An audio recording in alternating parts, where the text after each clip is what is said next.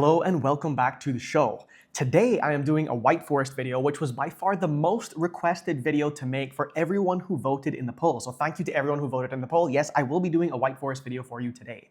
Now in this video, I thought it'd be interesting to show you some very different approaches to White Forest. So none of these deck lists are the same.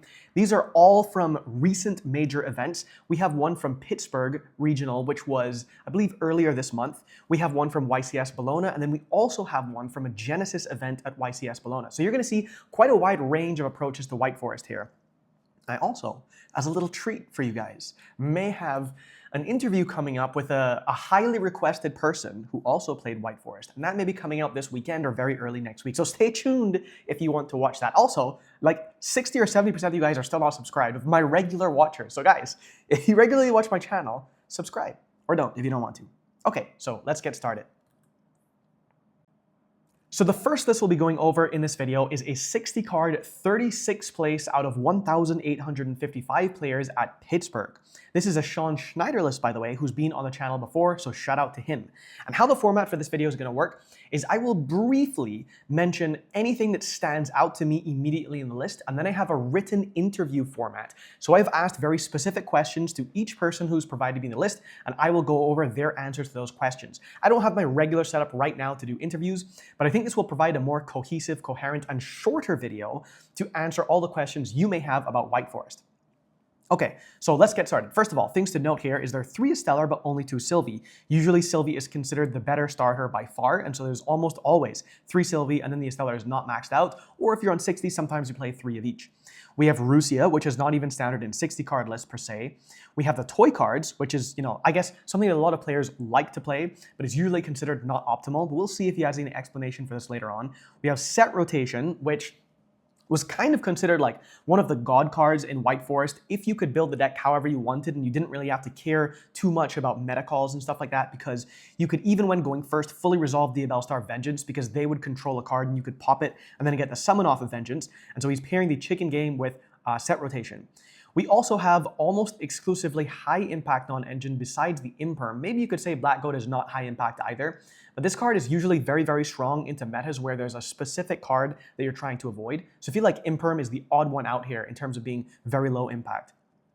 In terms of the extra deck, there are, I guess, Poplar and Snake Eyes Vengeance Dragon are popular enough that you wouldn't really consider these non-standard, but Herald of the Arclight, Psychic, and Punisher, Coral Dragon absolutely is not standard, and Cyframe Lord Omega. So we'll see if he has any answers to this in the written interview. Artifact Glancia, a single Perulia, triple Dark Ruler, 3 Prohibition, 1 Subversion, 1 Feather Duster. There are 3 Thrust in the main deck, and then 3 Evenly Matched.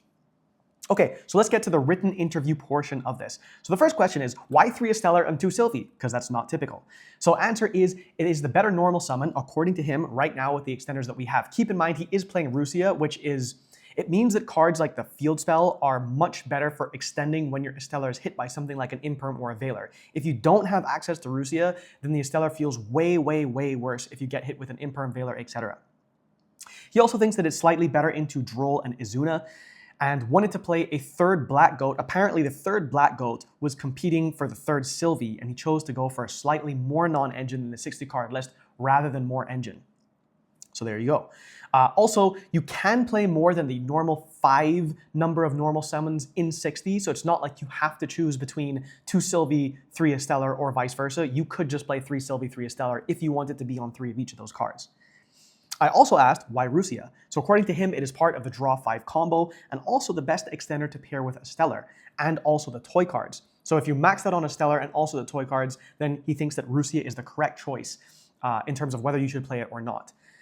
By the way, if you're wondering about the draw stuff, you can just cycle Chicken Game because this card is not once per turn. If like you pitch it for cost, you add it back off of the Diabell Queen, and then you just get to do it again. So there are ways that you can get not only draws, but also just really strong resource economy if you have the toy cards in rotation. This is one of the things that White Forest was known for when it first came out.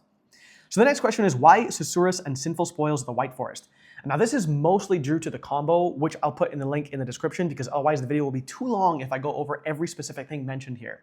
But I think this is also kind of like a preference thing, especially the Susurrus card. So then, why toys? So according to him, he just loves the toy cards because they feel good whenever he opens them. and it's harder to interact with when you have 2-card combos paired with the toy stuff, besides Droll. So if you open something like your regular combo and then Toy Box, you have a very high chance of playing through a bunch of different hand traps or interruptions. So much so that he even said, he wrote down here, that if he had to choose between having Toy Box in his hand, always going first or going second, he would always choose to go second over first. Apparently because that makes it a lot easier to play through lots of different types of boards. I guess like if you're in a meta where people can't just immediately get rid of the Toy Box, or like when you activate it, they can't just go Cosmic Cyclone and get rid of it, and you feel relatively safe that this is going to resolve, then it makes sense that it would be easier to play through lots of different types of interactions from your opponent. So then I asked, why Terraforming and Chicken Game? So Terraforming and Set Rotation as well are starters for the field spell, so they increase the overall consistency of the deck and also count as good extenders. So most of the engine, kind of like Snake Eyes he compares it to, can be both starters and extenders as long as you add more of these types of cards. I guess the field spell is the best example of this because you could start full combo with field spell. You can also treat it just as an extender. Obviously there is the Dark Lock. And so you just have more cards that count as starter extenders if you're playing Terraforming Set Rotation for the triple field spell here. So I also asked, why choose this specific non-engine as opposed to, I don't know, some other type of non-engine? So according to him, he didn't really like how hand traps felt. Cards like Droplet were better in terms of having a higher skill ceiling and also interacting well with cards like the toy stuff. He thinks it's a solid breaker in the current format that has an additional benefit of being a strong set if you're going first. Salesman obviously is something that usually calls Droll, but usually if you're in a format where there are specific strong boss monsters, then the card also is relatively decent because it can flex onto those cards, like calling Snatchy, for example. Black Goat plays a similar role there compared to Salesman, so I guess you have multiple cards that are doing something similar, which you usually want when you're building different types of decks. You want that the strategy you're going for, almost any hand you open can do that same exact thing. He mentions that Imperm is he was afraid of Spell Canceller specifically, and so he wanted some cards that could do something against that. And Imperm was one of those cards. So there you go.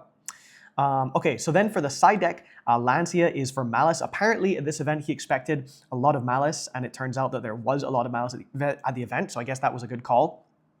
The single Perulia was something that was relevant for K9 when he thought he was going to play into K9, but he didn't have a space for more of them.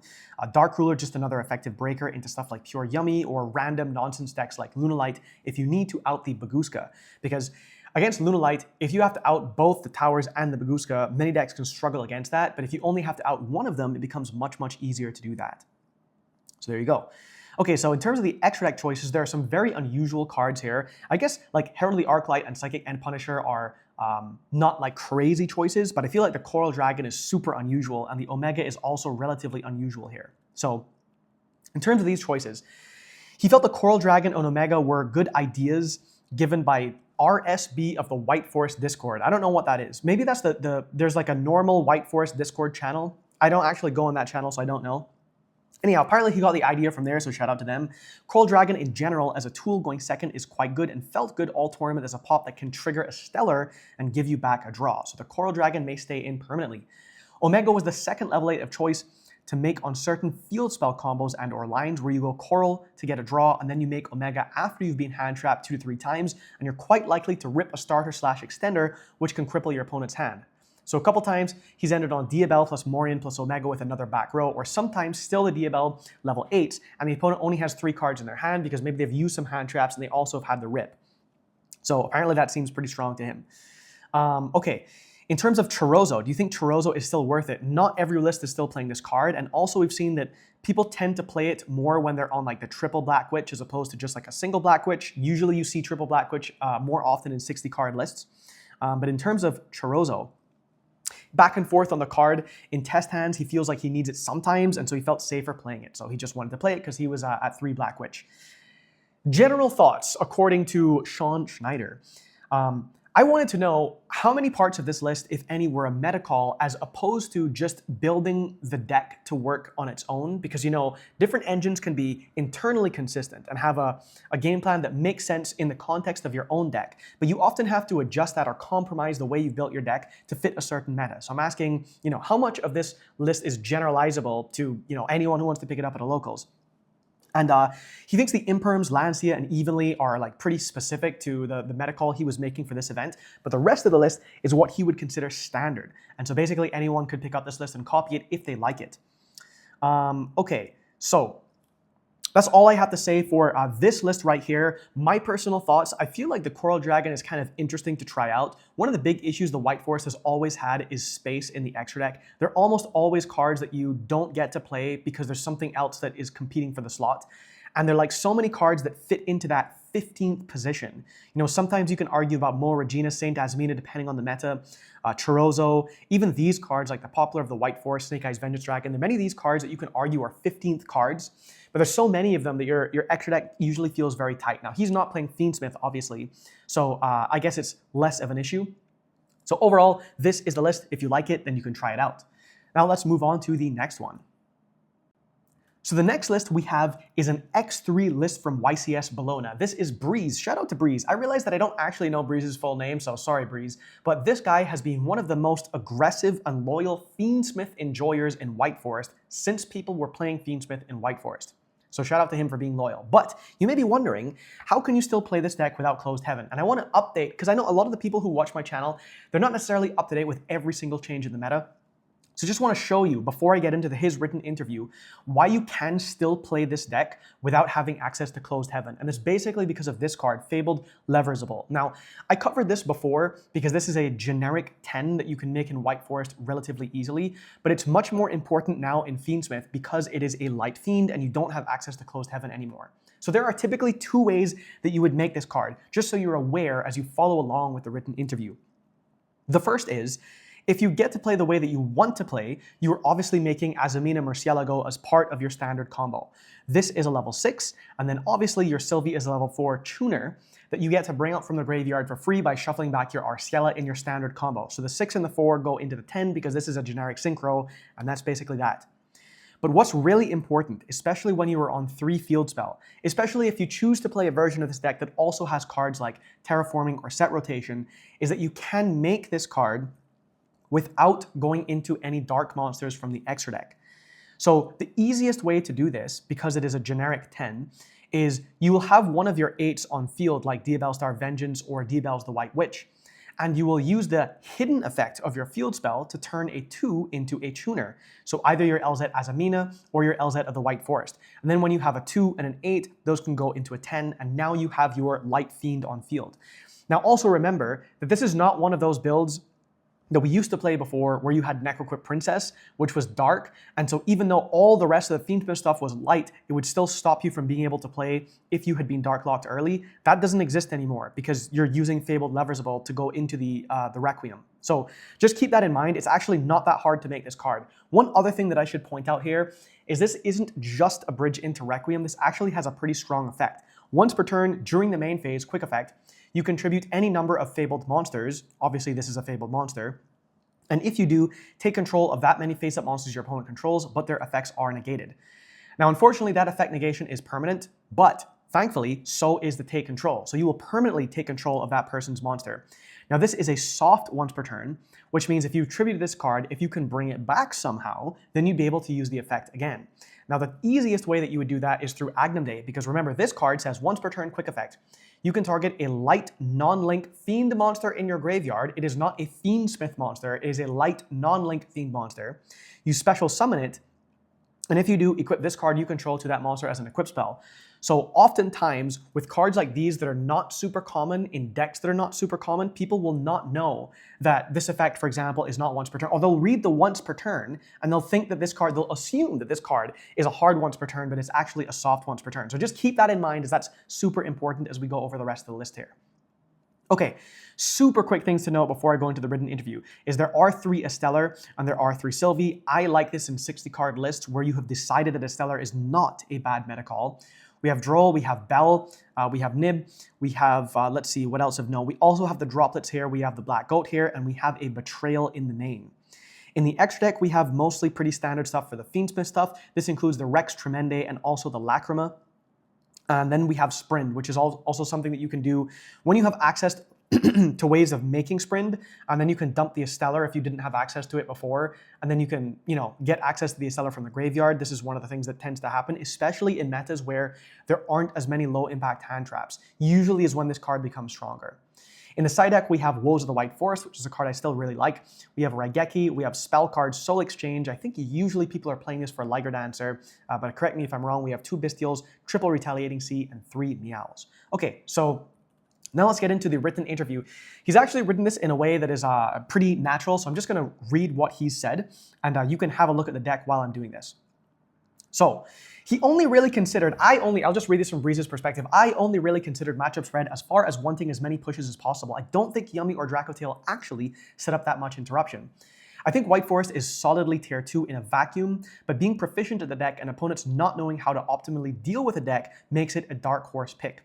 I think pure Yummy or Dracotail are free wins if they do not have exactly Droll.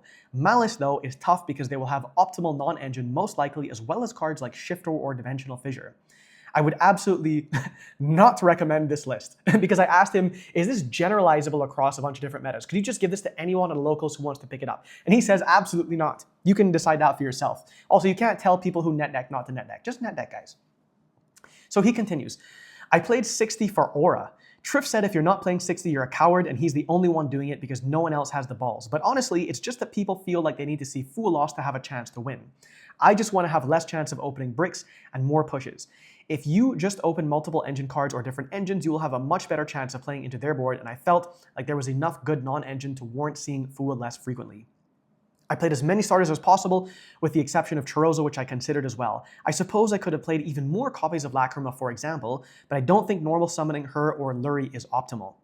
I think Esteller is best when you discard her and use her later in the turn as an extender or as a starter via Fiendsmith without using her as your normal summon. She and the field spell were my go-to side outs when I know I was going second. This is one of the very important things to keep in mind, guys, when you're net decking, is thinking through the person's thought process in general, like for the game plan and also siding patterns, is really, really insightful as opposed to just copying the list. So thinking about siding out the field spell or a stellar when going second, this is one of those things that would be very, very important for you net decking to know like which cards you're supposed to put in your side deck based on what you're taking out and how that potentially adjusts the game plan.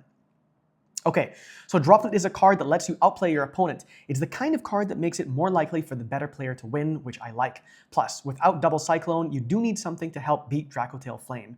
There are plenty of cards to send for Droplet like Hallowed, Black Goat, Esteller, Curse, Thrust. Betrayal is just by far the best trap to set off of Black Witch or to add off of Murcielago right now.